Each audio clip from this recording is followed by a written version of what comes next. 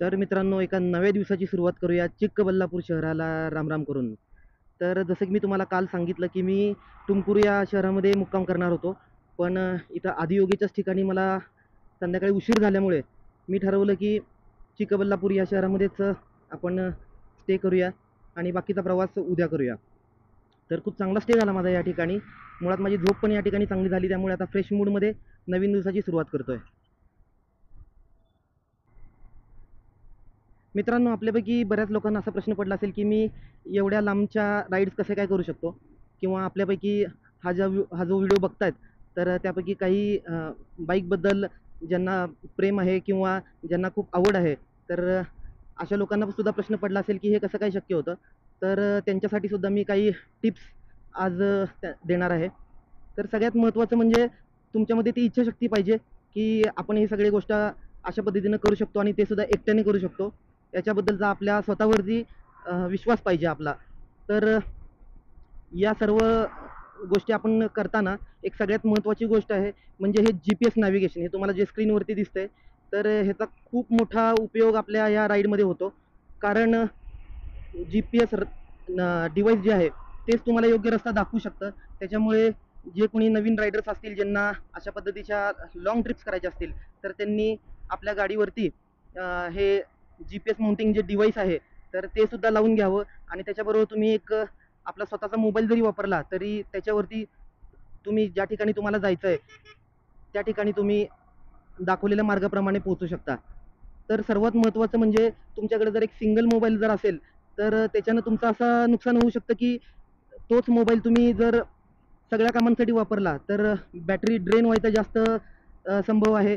त्याच्यामुळे तुम्ही जर एक एक्स्ट्रा एखादा मोबाईल ठेवला तर त्याच्याने तुमचं सगळी कामं अगदी सोपी होऊन जातील.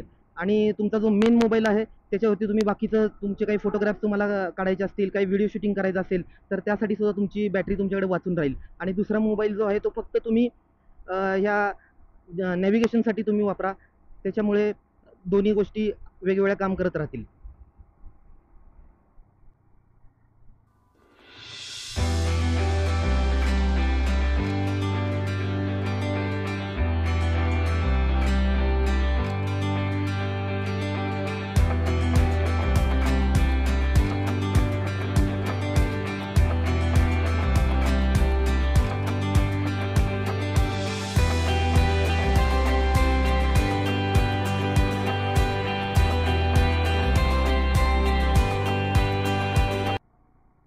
याचबरोबर टिप नंबर 2 म्हणजे बाईक मेंटेनन्स. बाईक मेंटेनन्स खूप महत्त्वाचं आहे मित्रांनो.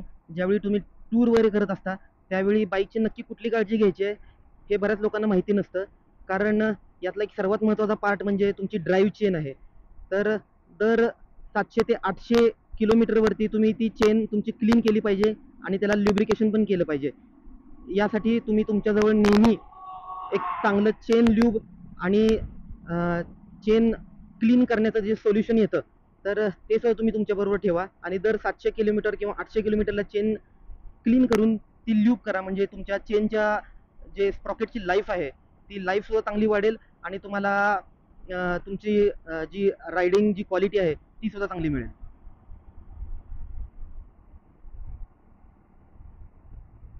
तिसरी एक सेफ्टी रिलेटेड टिप म्हणजे गाडीच्या लाईट्स.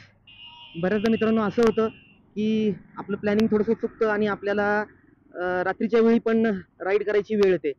पण आपल्या ज्या बाईक्स असतात त्याचे लाईट्स तितके पॉवरफुल नसतात. आणि रात्रीच्या वेळी तुम्ही तुमच्या एखाद्या वेळेस लक्षात आलं असेल की आपल्याला पुढचं तसं काही दिसतच नाही, कारण तेवढे पॉवरफुल लाईट्सच नसतात ह्या बाईक्समध्ये. त्यासाठी तुम्हाला ऑक्झिलरी लाईट्स लावून घेणं खूप गरजेचं आहे. कारण ऑक्झिलरी लाईट्स ह्या सध्या बाजारामध्ये ज्या आलेल्या आहेत त्या खूप पॉवरफुल आलेल्या आहेत आणि त्या अगदी फोर व्हीलर सारखा प्रकाश त्या लाईट्स देतात. त्याच्यामुळे जर कुणाला वाटत असेल की आपण रात्रीच्या वेळी सुद्धा राईड करावं, तसं खूप रिस्की आहे. शक्यतो दिवसाच प्रवास करा असं माझं सर्वांना सांगणं आहे. तर जरी ज्यांना रात्री प्रवास करायचा असेल त्यांनी ऑक्झिलरी लाईट्स म्हणजे एक्स्ट्रा लाईट्स तिथं समोर गाडीच्या समोर माउंट करता येतात. तर तसल्या लाईट्स तुम्ही लावून घ्या आणि रात्रीचा प्रवास सुद्धा तुमचा चांगला होईल.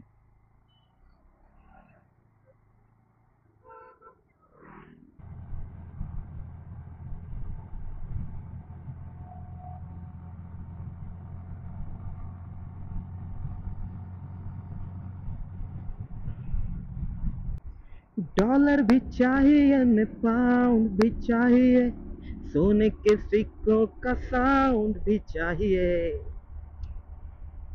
बंदा ये ढीठ है ये कुछ नहीं जानता, बंदा ये ढीठ है ये कुछ नहीं जानता, इसको तो मांगता तो माल पानी मांगता।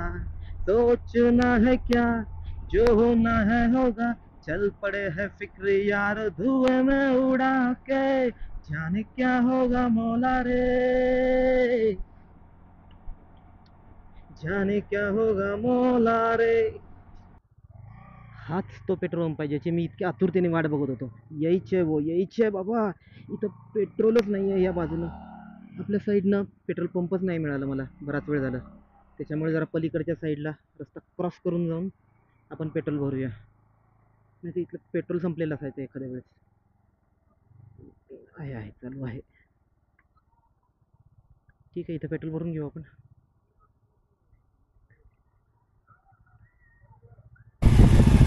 पुणे गया था, पुणे से चेन्नई। हाँ पूरा चेन्नई महाबलीपुरम वगैरह पूरा घूम के अभी फिर से पुणे जा रहा हूँ। अरे yes yes yes, thank you yes yes yes yes, that's why I am doing दिस। आप भी राइड करते हो क्या दूर दूर तक? हाँ, no no, I am architect, I am an architect, architect. हाँ हाँ, ओके चलो बाय बाय। अशी भरपूर लोक भेटली मला मित्रांनो या पूर्ण सहलीमध्ये, ज्यांनी मला रस्त्यात थांबून थांबून विचारलं की मी कुठं चाललोय किंवा कुठून आलेलो आहे. त्यामुळे किंवा मी जिथं जिथं गेलो, जेवायला गेलो असेल किंवा काही 2 मिनिटासाठी पाणी प्यायला जरी थांबलो असेल, तरी त्या ठिकाणी लोकांनी थांबून विचारलं की मी कुठला आहे, कुठं चाललोय आणि हे नक्की काय चाललंय. त्याच्यामुळे खूप एक एक्सपिरियन्स हा खूप जबरदस्त होता आणि म्हणजे नेहमीच येतो मला. मी आतापर्यंत जवळपास आता 17-18 हजार किलोमीटरच्या राईड केल्यात गेल्या वर्ष सव्वा वर्षामध्ये, मी तुम्हाला आधी सांगितलं. तर प्रत्येक ठिकाणी मला सिमिलर एक्सपिरियन्सच आलेला आहे. त्याच्यामुळे एक सुंदर लाईफ मला आता या निमित्तानं जगायला मिळते, एवढं मात्र मला इथं म्हणावं लागेल. तब्बल 2100 किलोमीटरचा प्रवास करून मी पोचलो इलकल या गावामध्ये, की जिथे माझा या दौऱ्याचा शेवटचा मुक्काम असेल. उद्या मी निघणार आहे पुण्याला जायला. तर मित्रांनो, तुम्हाला आजचा व्हिडिओ कसा वाटला हे कमेंट करून मला नक्की सांगा. तोपर्यंत तुम्ही कुठेही जाऊ नका, बघत राहा माझं चॅनल की ज्याचं नाव आहे मंगेश आउटिंग्स. आजच्या दिवसाचं आणि या ट्रिपचं शेवटचं पेट्रोल आपण टाकून घेऊया. यापुढे काही आपल्याला पेट्रोल टाकायची गरज लागणार नाही.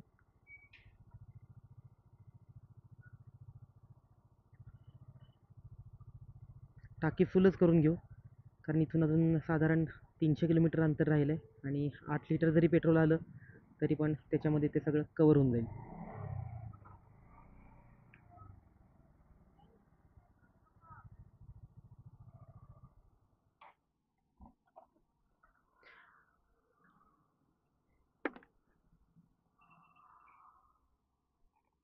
टाकी फुल कर दो.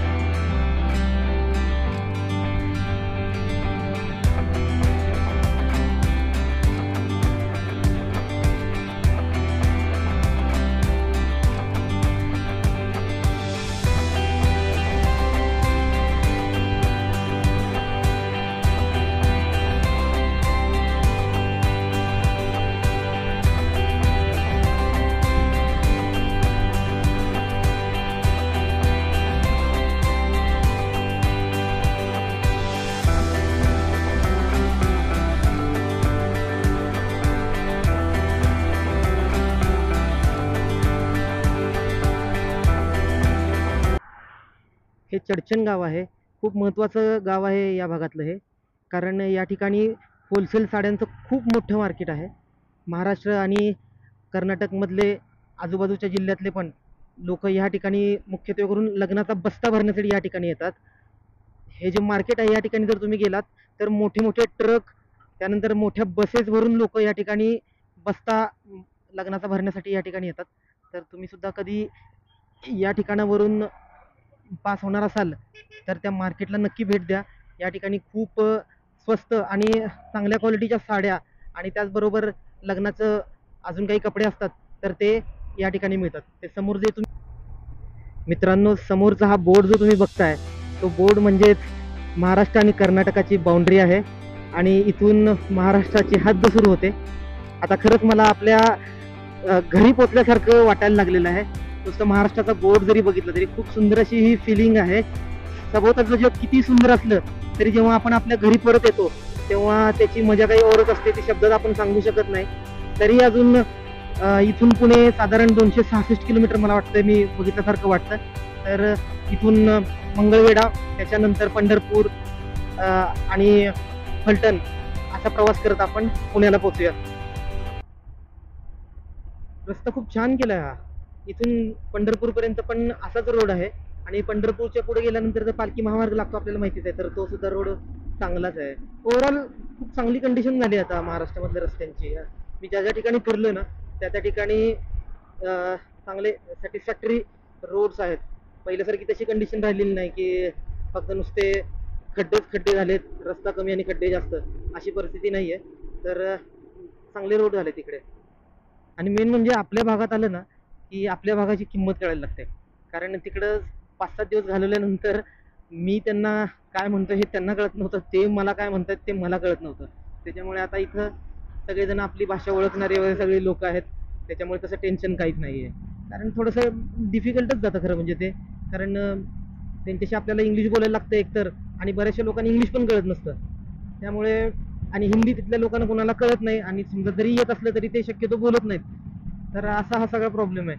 त्याच्यामुळे आपल्या आपल्या ठिकाणी आलं की थोडंसं लोकांशी बोलायला वगैरे तर बरं पडतं.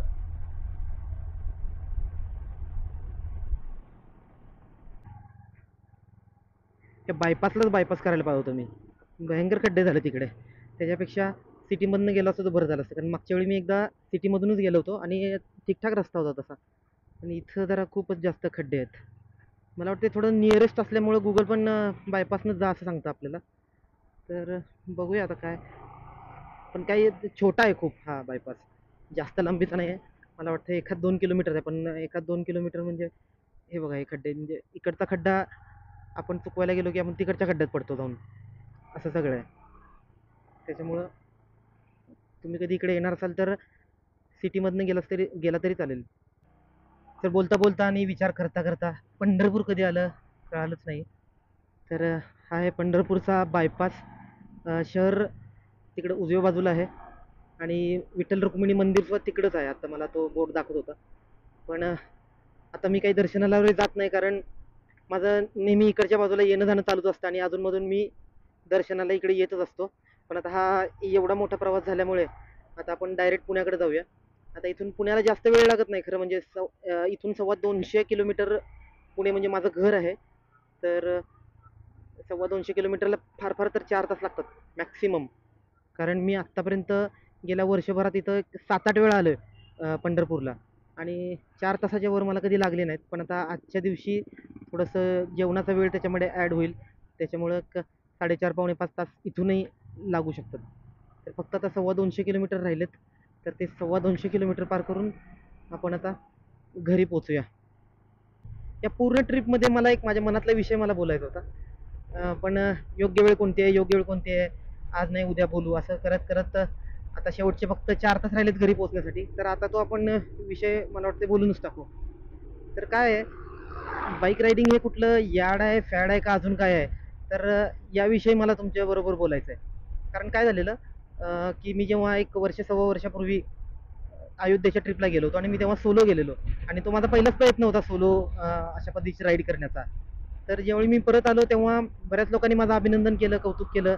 पण काही लोकांनी, असे कमी लोक होते, पण काही लोकांनी थोडासा नाराजीचा सूर पण ओढला होता की अरे काय म्हणजे काय गरज आहे या गोष्टीची, कशासाठी करायचं आहे एवढं सगळं. त्याच्यापेक्षा बऱ्याच लोकांनी मला असा सल्ला दिला की तू बाबा 4 व्हीलरनं का जात नाहीस. तर आता त्यावेळी मी त्यांना काही आता काय एक्सप्लेन करणार, त्याच्यामुळे मी त्यावेळी बोलणं टाळलं. पण आता आता आपण ह्या ट्रिपच्या निमित्तानं तो विषय बोलूया, आणि त्या वन्स अँड फॉर ऑल त्यांना सुद्धा एक क्लॅरिफिकेशन माझ्याकडून मिळेल की मी ही गोष्ट का करतोय. तर मित्रांनो, कसं असतं, यातलं पहिली सगळ्यात इम्पॉर्टंट गोष्ट अशी आहे की थोडं काहीतरी आपल्या कम्फर्ट झोनमधून बाहेर पडून काहीतरी एक वेगळं आपण करावं, असं मला नेहमी वाटत आलं आहे आजतागायत. त्याच्यामुळं मी जेव्हा माझ्या रुटीनमध्ये पूर्णपणे व्यस्त होतो, तेव्हा मला सारखं असं वाटत होतं, की असं काही आपल्याला काही करता येईल का? तर त्यातला माझा सगळ्यात महत्त्वाचा इंटरेस्ट म्हणजे हा बाईक रायडिंग पहिल्यापासूनच होता. त्याच्यामुळे आणि मला YouTubeवरती बघत असताना असे काही इन्स्पिरेशन्स मिळाले, की मी त्यावेळी ठरवलं, की नाही, नाही ही गोष्ट आपल्याला करायला पाहिजे. आणि मी ठरवलं आणि मी अयोध्येला निघून गेलो आणि त्या पद्धतीनं सक्सेसफुल सुद्धा माझी ती ट्रिप झाली खूप. एक 7-8 दिवसांची माझी ती जर्नी होती आणि खूप छान वाटलं मला. आणि त्याच्यानंतर मग मी थांबलोच नाही आणि गेल्या वर्ष सव्वा वर्षामध्ये मी जवळपास 15 ते 17,000 किलोमीटरच्या राईड्स मी कंटिन्यू केल्या आणि खूप चांगला एक्सपिरियन्स होता माझा. तर दुसरी यामधली सगळ्यात एक इम्पॉर्टंट गोष्ट अशी आहे, की आपण दररोजच्या डे टू डे लाईफमध्ये कुणावर ना कुणावर अवलंबून असतो. थोडं ते अवलंबित्व मला कमी करायचं होतं. म्हणजे त्या दृष्टीनं जर विचार केला, तर बाईक रायडिंगमध्ये कसं असतं, की इथं सगळे निर्णय तुम्हालाच घ्यायचे आहेत. इथं तुम्हाला कुणी मदतीला येणार नाही किंवा काही नाही आहे, की माझे बाबा कुणी मला माझे कपडे आणून देईल, कुणी माझे कपडे वाळत घालेल किंवा असे जे आपले दररोजचे असतात ना, नाश्ता कुणी आणून दिला तर मी करेन. बरोबर. चहा माझ्या हातात कोणी दिला तर मी पिईन. इथं तसं नाही. तुम्हाला चहा प्यायचा असेल तर तुम्हाला स्वतःला उठून जायला पाहिजे. बाकीचं तुम्हाला जेवण करायचं आहे, कुठलं तरी हॉटेल बघायला लागेल, त्या ठिकाणी जाऊन तुम्हाला तुमचं जेवण करायला लागेल. तर अशा पद्धतीचं ते जे अवलंबित्व होतं, ते आपल्याला कमी करता येतं आणि सगळ्या गोष्टी इथं आपण जेव्हा सोलो असतो, तेव्हा एकट्यानंच कराव्या लागतात आपल्याला. त्याच्यामुळे आपण थोडंसं अजून जास्त मॅच्युअर होतो आणि ते ज्या गोष्टी महत्त्वाच्या आहेत आपल्याला, ज्या आपण स्वतः करायला पाहिजे, तर त्या आपण गोष्टी करायला लागतो. तिसरं म्हणजे काय आहे, की याच्यामध्ये आपण जो मोबाईल आहे, त्या मोबाईलने जवळपास आपला सगळा वेळ त्या मोबाईलनंच घेऊन टाकलाय. बरोबर. दर 10-15 मिनिटाला कुणाचा मेसेज येतोय का, कुणाचा काही व्हॉट्सअप येतोय का, अजून फेसबुकवरती कुणी काही अपडेट टाकलेत का, अजून कुठले नवीन रील आलेत का, हे करण्यामध्येच आपण खूप टाइम वेस्ट करत असतो आपला. तर बाईक राईडच्या निमित्तानं कसं होतं, की समजा जर मला दिवसाचे 500 किलोमीटर आज कव्हर करायचे आहेत, तर त्यासाठी मला जवळपास 8 ते 10 तासाची कंटिन्यू राईड करायला लागणार आहे. आणि त्या राईडमध्ये तुम्ही मोबाईल नाही उचलू शकत किंवा काही नाही, कोणाशी बोलणं पण आपण करू शकत नाही खरं म्हणजे, कारण मोबाईल ठेवून दिलेला असतो आपण आपल्या खिशामध्ये. आणि मग कुठले अपडेट बिपडेट आपण काय बघणार.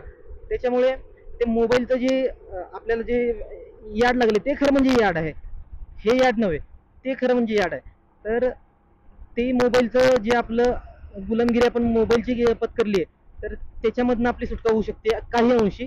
कारण काही आपण दररोज मी राईडवर नसतो. तर तेवढेच जे 5-6 दिवस असतील, 7-8 दिवस असतील, 2-3 दिवस असतील, तर ते सुद्धा कमी होतं. म्हणजे हा एक त्याच्यामधला खरं म्हणजे एक फायदा आहे. आणि चौथी एक इम्पॉर्टंट गोष्ट म्हणजे इकॉनॉमी आहे. आता आपण जर बघितलं, तर हे जग पूर्णपणे इकॉनॉमी ड्रिव्हन जग असतं. ह्याच्यामध्ये कुठलीही जगातली अशी गोष्ट नाहीये ज्याचा अर्थशास्त्राशी संबंध नाहीये.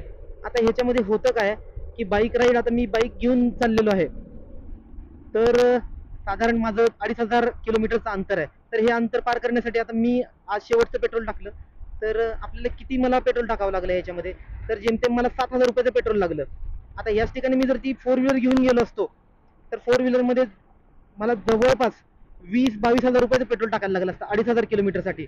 आणि टोलचे चार्जेस वेगळे, ते पण किलोमीटरला 1 रुपया दराप्रमाणे जवळपास ते 2-2,500 रुपये ते होतात. त्याच्यामुळं एक 25,000 रुपयेपर्यंत हा नुसता आपल्या पेट्रोल आणि टोलचा खर्च आहे. तर तो सुद्धा आपल्याला या ठिकाणी वाचवता येतो. आणि जर सिंगल जाणार असेल तर मग बाईकच प्रेफर केलेली काय वाईट आहे. कारण 7,000 रुपये मला हा खर्च आलाय विदाऊट एनी टोल. तर याच खर्चामध्ये मी जवळपास 3 ट्रिप करू शकतो. हा पण एक मुद्दा आहे त्याच्यामध्ये. तर हा मुद्दा सुद्धा विचारात घेण्यासारखा आहे. तर आता तुम्ही मला सांगा, की यामधले तुम्हाला कुठले कुठले मुद्दे जे पटले, कुठल्या मुद्द्यांवरती तुम्ही विचार केला आहे आणि तर हे तुम्ही कमेंट बॉक्समध्ये मला कमेंट करून नक्की सांगा. आणि एक चौथा मुद्दा, मी अजून एक महत्त्वाचा मुद्दा आहे, की फोर व्हीलर आणि टू व्हीलर ह्याच्यामध्ये एक बेसिक डिफरन्स असा येतो, की फोर व्हीलरमध्ये सुद्धा तेच एक प्रोटेक्टेड शेल असलेलं एन्व्हायरमेंटमध्ये तुम्ही जाता. कारण तुम्ही AC ऑन ठेवला आहे, गाणी लावलेली आहेत, बाजूला कोणाला तरी घेऊन गेलाय तुम्ही, फोर व्हीलर घेऊन एकट्यानं कधी जाणार नाही. बरोबर आहे.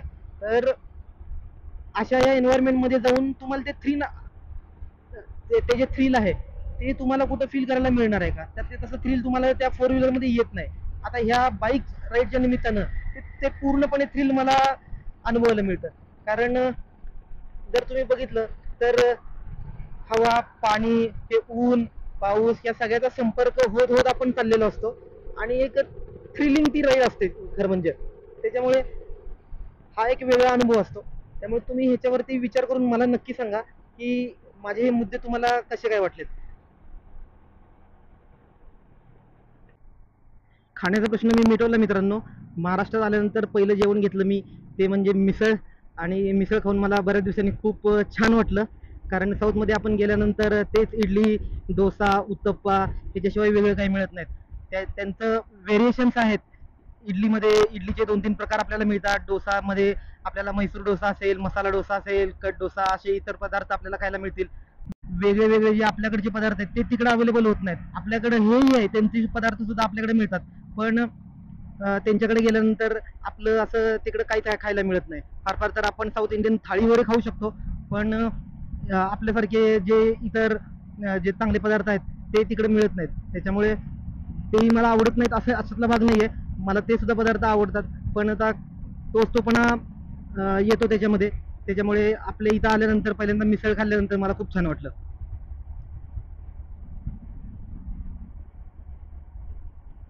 फायनली मित्रांनो, मी आता पोहोचलोय पुण्याच्या वेशीपर्यंत आणि मी जातो आता माझ्या घराकडे.